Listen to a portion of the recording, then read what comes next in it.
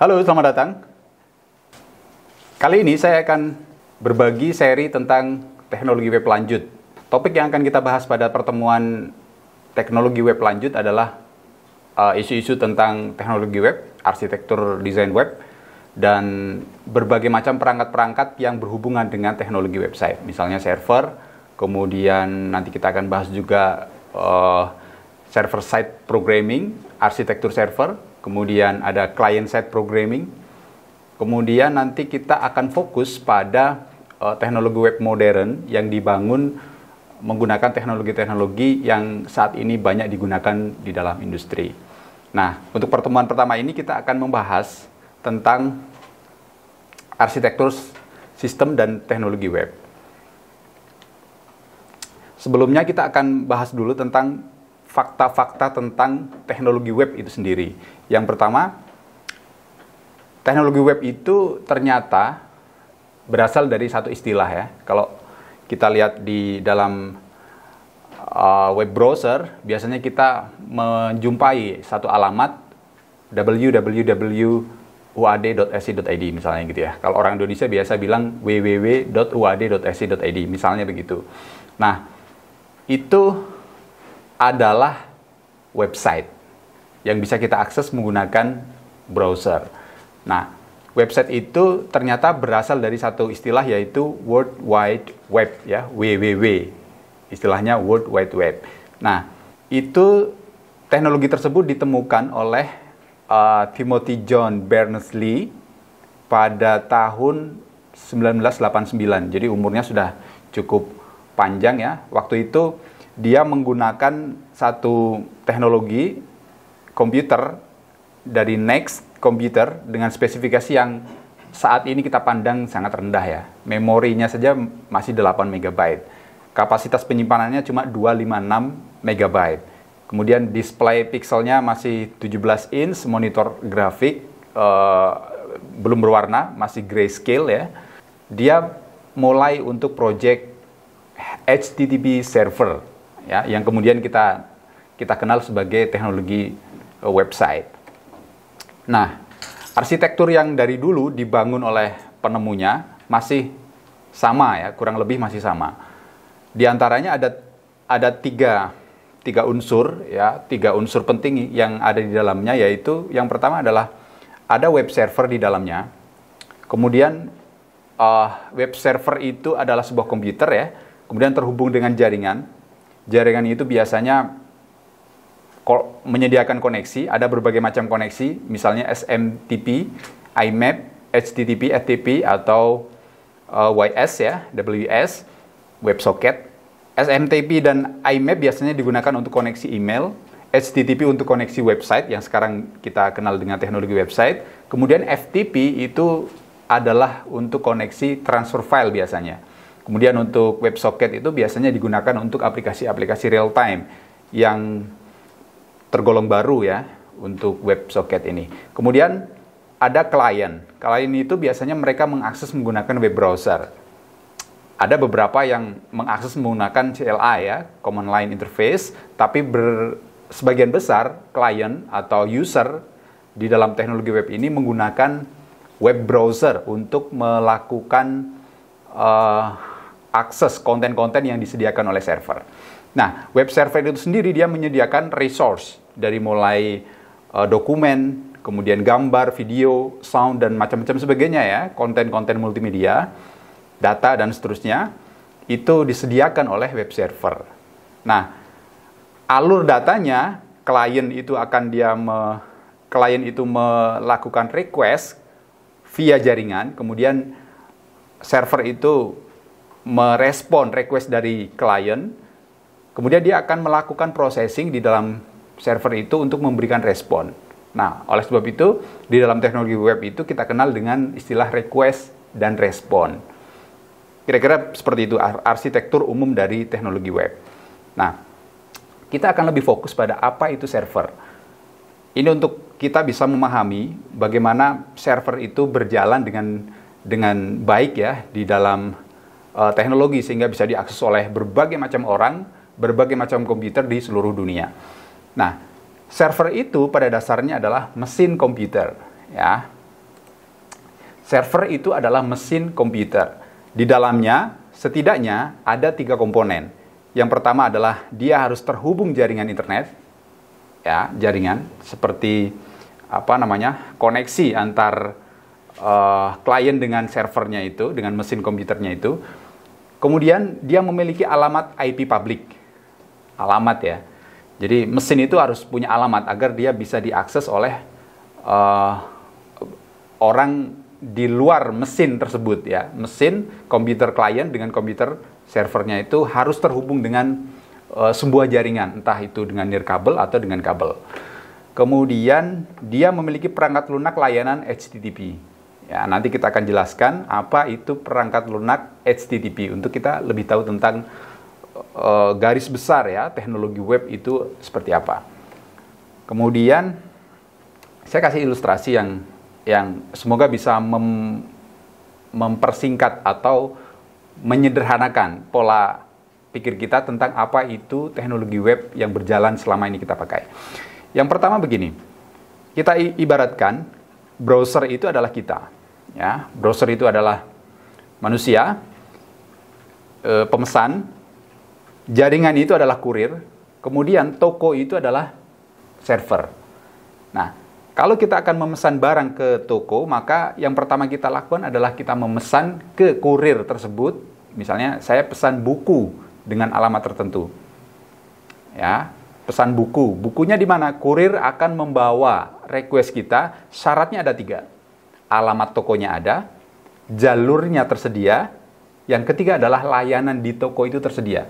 Jadi kalau misalnya kita pesan tapi alamat tokonya tidak ada, alamat toko itu kalau di dalam teknologi web itu berarti alamat web ya, www.uad.ac.id misalnya, itu alamat. Kemudian yang kedua jalurnya ada. Artinya komputer kita, browser kita terhubung dengan server melalui jaringan internet. Kalau tidak terhubung dengan jaringan internet maka mustahil request itu bisa diperoleh. Yang ketiga, layanan tersedia. Artinya tokonya buka. Servernya hidup. Nah, itu berarti layanan toko itu menyediakan layanan pada saat itu. Nah, kemudian kurir akan membawa pesanan itu jika 3 hal itu terpenuhi. Dia akan membawa ke toko dia akan memproses, kemudian kurir akan ngasih tahu hasil request dia ke kita sebagai orang yang melakukan request. Ada beberapa kejadian ya yang mungkin bisa terjadi, misalnya ada error di dalam toko, maka hasil kurir ini kalau di dalam teknologi web itu akan menghasilkan 500 ya, kodenya 500, artinya internal server error misalnya. Atau kalau sukses ya, pesanannya ada, kemudian hasilnya oke, sesuai dengan pesanan tersedia, maka hasilnya akan kodenya 200. Atau misalnya alamatnya salah ya, pesanannya tidak ada, alamatnya ada, misalnya UAD, SCID ada, tapi spesifiknya tidak ada. Misalnya dia pesan buku, ya, buku.html. Buku.html itu tidak tersedia di dalam server, maka yang terjadi adalah 404 kodenya ya, atau file not found dan sebagainya. Artinya teknologi web itu akan berjalan dengan baik kalau ketiga unsur tersebut tersedia, ya, jaringan, kemudian layanan di server. Kemudian yang satunya lagi itu adalah memiliki alamat publik yang bisa diakses oleh semua orang lewat jaringan internet. Oke, saya masuk lebih spesifik ke contoh dari web server yang biasa digunakan pada saat ini. Yang pertama adalah teknologi yang bisa kita gunakan untuk melakukan layanan HTTP di dalam sisi server itu adalah Apache. Jadi kita lihat ya, jadi sebentar. Klien itu kita, ya, klien itu kita, jaringan itu adalah internet ya, internet, walau entah itu misalnya wifi atau macam sebagainya yang penting terhubung. Kemudian web server itu adalah sebuah komputer. Jadi bayangkan kita bisa membangun web tanpa harus terhubung dengan internet karena syaratnya kita memiliki mesin komputer yang terhubung dengan perangkat lain. Nanti akan kita demokan. Perangkat servernya adalah komputer kita, kemudian perangkat kliennya adalah handphone kita. ya. Nanti ini akan jadikan klien, web browser yang ada di sini akan kita jadikan klien. Kemudian mesin komputer kita akan kita jadikan server. Nah, kita akan menggunakan satu teknologi yang cukup terkenal ya di dalam dunia teknologi web, namanya Apache. Apache ini kategorinya adalah perangkat lunak yang menyediakan layanan HTTP. Dia tertanam di dalam server. Oke ya. Dia tertanam di dalam server. Nah, Apache ini ada beberapa macam pihak ketiga yang menyediakan. Di antaranya adalah Apache House dan macam sebagainya. Paling terkenal WAM Server dan XAMPP ya. Kita akan, ini bisa di eksplorasi teman-teman lebih jauh. Tapi untuk demo kali ini saya akan menggunakan XAMPP untuk melakukan demonstrasi bagaimana web server dan klien itu bekerja. Oke ya. Nah, sekarang kita akan coba bikin. Yang pertama harus kita lakukan adalah install XAMPP. Saya tidak akan menjelaskan tentang bagaimana cara menginstal XAMPP. Nanti akan saya berikan di kolom komentar video cara menginstal XAMPP. Oke ya, saya anggap di dalam kuliah ini kita sudah memiliki XAMPP ya. Kemudian yang kedua adalah kita menyiapkan komputer dan smartphone. Komputernya sudah ada, smartphone-nya sudah ada. Nah, yang ketiga adalah membuat komputer dan smartphone itu berada dalam satu jaringan. Caranya adalah dengan menggunakan handphone kita sebagai hotspot ya. Jadi kita nyalakan hotspotnya di handphone kita, kemudian di WiFi laptop kita akses terhubung dengan handphone yang kita punya. Oke ya. Jadi syarat yang pertama tadi servernya ada di komputer kita, XAMPP-nya sudah ada layanannya. Syarat yang ketiga sudah tersedia, yaitu komputer server kita terhubung dengan smartphone atau yang akan kita gunakan sebagai klien. Nah, sekarang begini. Yang pertama adalah jalankan server. Nanti di XAMPP ada fasilitas untuk menjalankan server. Kalau pakai Windows agak berbeda, tapi yang saya lakukan adalah menggunakan Ubuntu ya. Nanti sama ya. Cara menjalankannya beda tapi fungsinya sama. Saya akan jalankan dulu. Sudo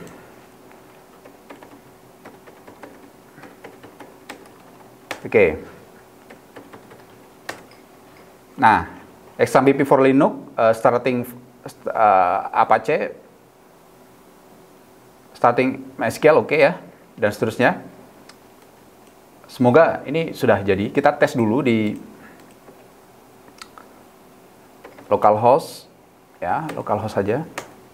Oke, kelihatannya udah beres nih. Apache 2 Ubuntu default page. Nah, ini artinya layanan HTTP servernya sudah oke, sudah tersedia. Saya lihat di sini sudah terhubung dengan Android punya saya. Nah, untuk ngetesnya, ya, untuk ngetes komputer server kita sudah berjalan atau tidak, kita akan coba akses menggunakan handphone kita. Oh sorry, ada satu langkah yang belum kita jalankan, yaitu mengetahui IP address ya.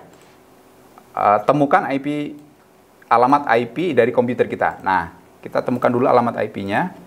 IP. Nah, kita temukan alamat IP. Saya sudah menemukan alamat IP-nya, yaitu ini ya. Nah, ini dia 192.168.43.22. Saya akan coba 192.168.43.22.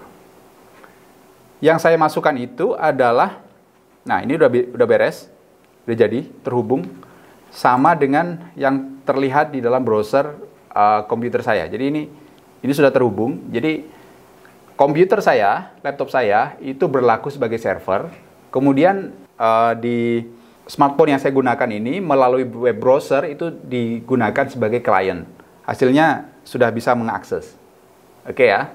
Jadi gambarannya sudah saya harap sudah mulai terbentuk ya. Bagaimana arsitektur di dalam teknologi web itu dia berjalan.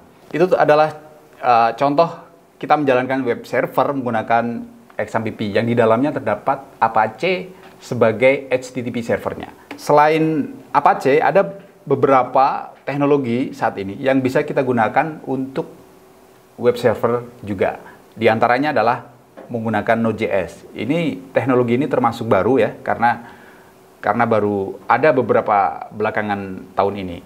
Nah, kita akan coba membuat web server. Kalau tadi kita menggunakan Apache, sekarang kita akan coba menggunakan Node.js sebagai web servernya. Nah, yang perlu kita install adalah Node.js dan Express. Ya, Node.js dan Express. Saya kasih tahu alamat web resminya Node.js ya. Sorry, bukan di sini. Node.js. Oke ya, ini Node.js. Di sini tersedia untuk Linux dan untuk Windows ya. Linux dan Windows. Saya akan kasih link video bagaimana cara untuk melakukan instalasi Node.js yang kita bisa temukan banyak sekali di tutorial YouTube ya. Kemudian yang kedua yang kita butuhkan adalah Express.js. Nah, ini alamatnya di expressjs.com ya. expressjs.com. Cara instalasinya ada di sini, getting start ya. Cara install di Windows bagaimana dan seterusnya. Ini sudah ada semuanya di sini. Bisa di install dengan sangat mudah kalau kita sudah melakukan instalasi Node.js. Ya, jadi kalau di dalam Node.js ini kita tidak melakukan instalasi secara seperti halnya di Windows ya. Seperti halnya di Windows harus ada dialog box untuk melakukan instalasi. Menggunakan Node.js melakukan instalasi berbagai macam software hanya dengan menggunakan CLI atau command line interface. Saya akan coba buat satu project baru ya. Saya akan bikin project di tag web lanjut sini ya. Nah, kita jalankan terminal di sini. Kalau pakai Windows bisa juga ya menggunakan Gitbus atau menggunakan Node.js ya. Kita arahkan ke folder yang akan kita buat. Saya mengarahkan ke tag web lanjut ini ya. Kita akan melakukan instalasi Node.js di web server yang kita tentukan. Jadi misalnya kita berada di satu folder, kita bikin folder aja di sini misalnya MyExpress gitu ya. MyExpress. Kemudian kita masuk ke dalam foldernya. Kita masuk ke terminalnya lagi. Ya, masuk ke terminalnya. Ingat, terminal yang kita jadikan sebagai web server. npm init MyExpress versi yang 1, deskripsinya my first Node.js server. Oke, index test command, git repository nggak ada, keywordnya nggak ada, autornya misalnya. Oke, license. Oke ya. Ini sudah tersedia package JSON ya. Nah, yang selanjutnya adalah kita bikin file servernya. Kita coba masuk ke project Node.js yang tadi kita sudah buat ya. Tadi saya di tag web lanjut di MyExpress. Oke. Nah, kita bikin satu file misalnya app.js. Bahasa yang digunakan kalau tadi Apache adalah server side yang kita gunakan adalah PHP, yang sekarang kita gunakan adalah JavaScript. Jadi JavaScript sekarang tidak hanya di client side saja, tapi sudah bisa digunakan sebagai server side programming menggunakan Node.js ya. Apps kita copy paste saja Express ini ya, getting start, hello world dari sini. Express-nya belum kita install, jadi npm install express save ya, kita copy dari sini, npm install. Nah, kita buka terminalnya di Android, di Visual Studio Code ya. Kalau tidak lewat sini juga bisa, tapi lewat sini ya. Oke, lewat sini juga bisa. Kita paste npm install express save. Nah, ini bedanya ya. Bedanya teknologi Node.js dengan teknologi yang lain. Kita cukup menginstal ya library macam-macam sebagainya hanya dengan menggunakan CLI atau command line interface. Express sudah terinstall di sini ya. Sudah terinstall. Selanjutnya adalah berikutnya nanti akan saya demokan langsung di Visual Studio Code ya. Tidak akan menggunakan terminal yang tadi saya gunakan. Yang pertama kita lakukan untuk membuat web server menggunakan Node.js adalah kita membuat satu file. Kita sebut saja misalnya apps.js yang sudah kita buat. Yang kedua, kita memberikan sedikit kode di dalam file tersebut untuk menjadikan file tersebut sebagai server yang bisa diakses di web browser yang lainnya. Oke, kita buka penyedianya di Express ya, di Express. Kita copy di sini di get start hello world ya. Kita copy di sini aja untuk mencoba bagaimana Node.js server itu berjalan. Kita copy di sini ya, kita paste. Oke. Hello world. Kita simpan. Nah, berikutnya